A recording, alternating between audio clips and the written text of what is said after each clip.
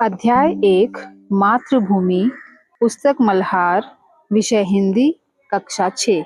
ऊंचा खड़ा हिमालय आकाश चूमता है, नीचे चरण तले झुक नित सिंधु झूमता है। गंगा यमुन त्रिवेणी नदियां लहर रही हैं, जगमग छटा निराली पग पग चहर रही हैं। वह पुण्य भूमि मेरी, वह स्वर्ण भूमि मेरी, वह जन्मभूमि मेरी, वह मातृभूमि मेरी।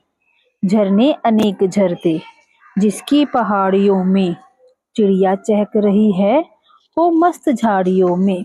अमराइयां घनी हैं, कोयल पुकारती है, बहती मलय पवन है तन मन संवारती है। वह धर्म भूमि मेरी, वह कर्म भूमि मेरी, वह जन्मभूमि मेरी, वह मातृभूमि मेरी।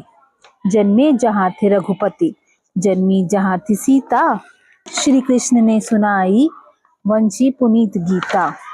गौतम ने जन्म लेके जिसका सुयश बढ़ाया, जग को दया सिखाई, जग को दिया दिखाया।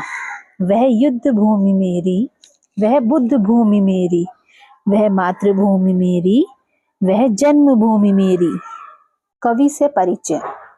इस कविता को हिंदी के प्रसिद्ध कवियों में से एक सोहनलाल द्विवेदी जी ने लिखा है।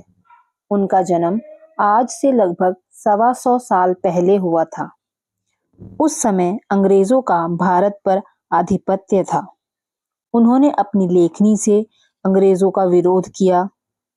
उनकी लेखनी का सबसे प्रिय विषय था देशभक्ति। भारत के गौरव का गान करना उन्हें बहुत प्रिय था। उनकी कुछ और चर्चित रचनाएं हैं बढ़े चलो, कोशिश करने वालों की हार नहीं होती आदि।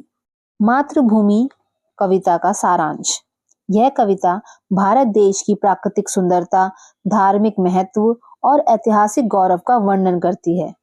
कवि अपनी मातृभूमि की प्रशंसा करते हुए उसके विभिन्न पहलुओं को उजागर करता है।